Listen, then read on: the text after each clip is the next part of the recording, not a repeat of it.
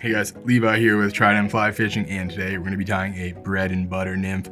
Real solid jig style nymph. It's nice and heavy, it's an easy tie, it's one of those things you can tie in almost any sizes. It's not imitative of any one specific insect, but it just looks buggy, it has life to it, and it just works really well. It also gets nice and deep. We're going to get started with a Gamakatsu J20B hook in the vise, size 12, but you can certainly tie this fly larger and certainly smaller as well. And we have a gold 3.8mm tungsten bead up there, and I like a large bead on this sort of a fly, so I went with 3.8, but you could also use a 3.3 if you have that or prefer that. So let's get a few wraps of lead. This is 0.020 on the shank. And that is going to A, contribute to the profile of our fly, and B, add a little bit of extra weight. So get that on there and then shove it right into the slot of the bead. And we're gonna come in here with our thread. We're using A-dot unithread, color camel, and I'm gonna start that right behind the wire. We're gonna round it up too so it doesn't wholly matter where you start it.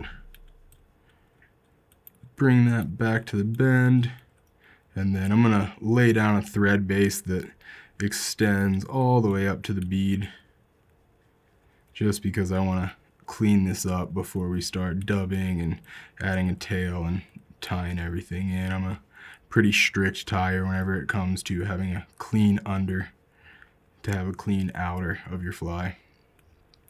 Clean core, if you will, that's probably a better term.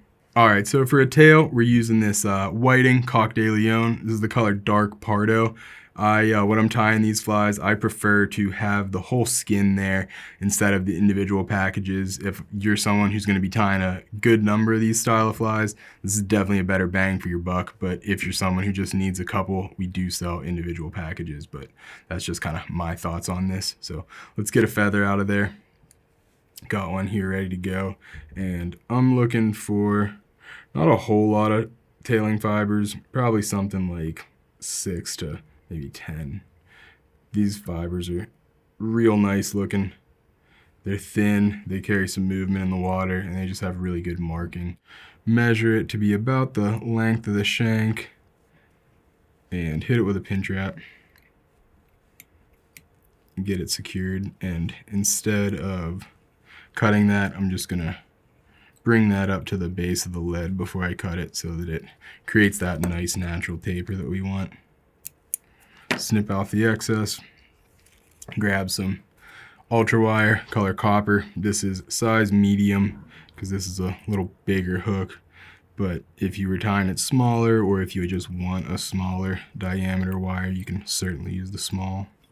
I'm gonna tie that in just beyond the lead so that we get that natural taper and profile that I've been preaching for the majority of this fly. Clean that up, your thread base, and we're going to bring our thread right in front of the tail. From here, we're going to grab some hare's ear dubbing, just natural colored right here. Nice buggy stuff. I think it's pretty easy to work with as well. We don't need a whole lot, but we want to have enough for the body here, the abdomen.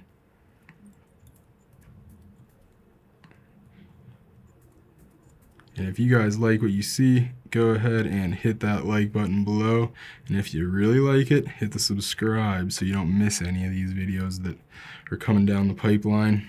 Now that we have our dubbing applied, I'm going to just come in with some nice close wraps.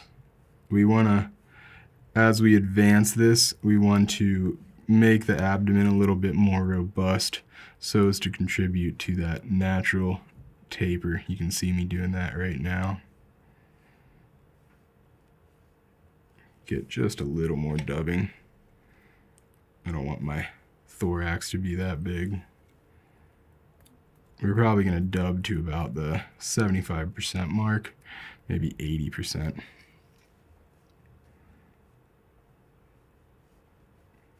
There we go. Now we're going to come in with our wire, fix that tail a little bit. Such a light feather.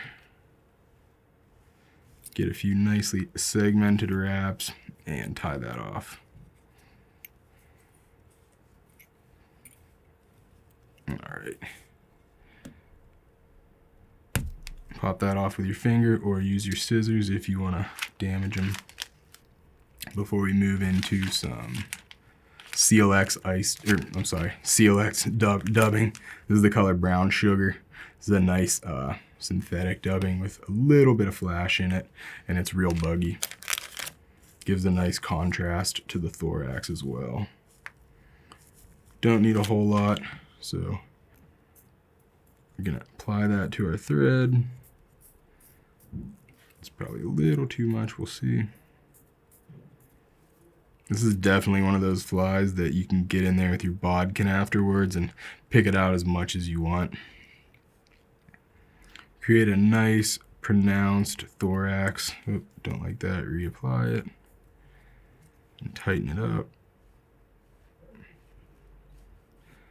And once you get that, you can toss a few wraps of thread behind the bead, and we're gonna hit it with a whip finish. Throw one more on there. That is a bread and butter nymph. I want to thank you guys for watching, and I will see you next time.